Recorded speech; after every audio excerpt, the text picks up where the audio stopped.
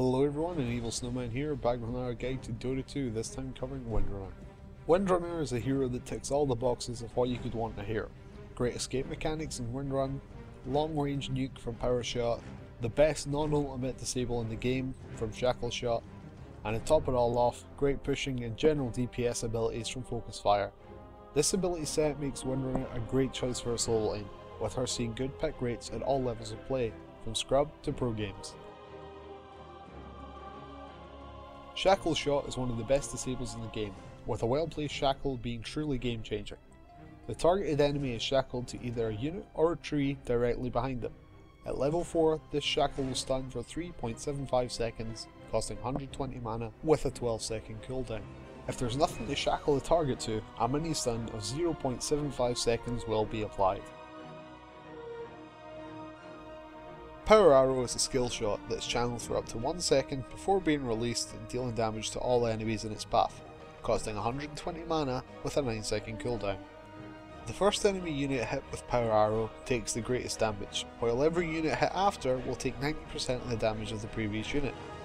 The 1 second channel can be cancelled preemptively, but this will reduce the damage dealt. Power Arrow can also knock down trees.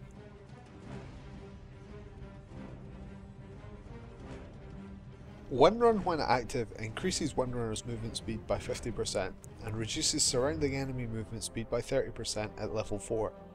While Windrun is active, you will also evade all physical damage.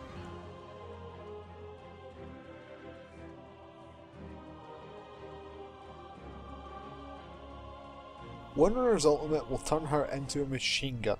Focus Fire is a targeted ability that grants Windrunner maximum attack speed when attacking the target for 20 seconds. Changing the target removes this effect. It has a 60-second cooldown and costs 400 mana at level 3. You can even target structures.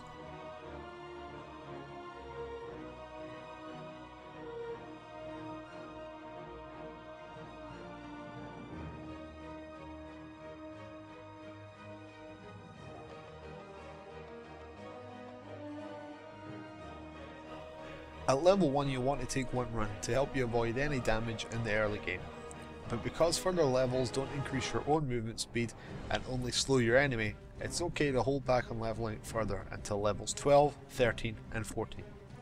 At level 2 take Shackleshot, then leave it alone until levels 6, 8 and 9, because you'll be trying to stick to your solo lane for as long as possible. You don't really need to upgrade it early on, it's just nice to have.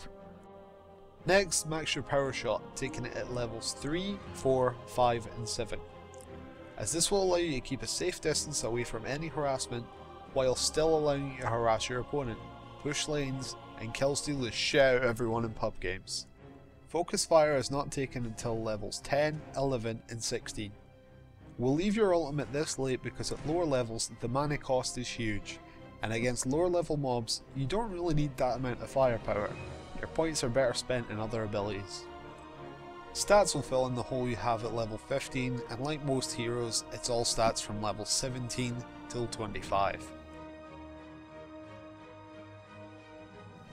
Starting out, you'll be taking pretty standard items: tangos, a healing salve, 2 iron branches, 2 clarities and a ring of protection. Then you'll want to get your boots, a magic wand and upgrade your ring to a ring of Basilius. The order of these is dependent on how you're doing in your lane. If you're constantly pushed or need a little more mana regen, get Basilius first. If you're getting harassed a lot, a magic wand should be prioritised, and if everything's going your way, boots can only help things. The extra movement speed will help you avoid harassment and even chase down enemies if needed. Whatever order you get these in, make sure you have all 3 upgraded before moving to your arcane boots. You'll be supporting your teams, so having mana on tap when needed is only a good thing. You'll also be spamming your own abilities a lot too, so increasing your own mana pool will help you out as well. Next, go for a mechanism. The active heal coupled with your arcane boots turns you into regen on legs, helping your team out in almost every situation. When could more health be a bad thing? A pipe is essential on any team. The barrier effect during a team fight helps out a ton, the magic resistance will help keep yourself alive during team fights, and the health regen means after, you won't need to go back to the fountain nearly as much. Picking up a force staff will allow you to reposition yourself and anyone else to work in your favour, whether this be moving yourself away from the enemy gank you just ran into, or pushing the enemy into one of your towers and shackling them there. You'll want to start out in a solo lane if your team has one. Your job is to not die and keep the tower from falling. Last hits and denies are nice, but if this is affecting how well you're controlling your lane, you should stop. Try and keep the creeps just out of range of your tower. After the laning phase, it gets pretty simple. Land good shackles, stick with your team, and use your items in teamfights.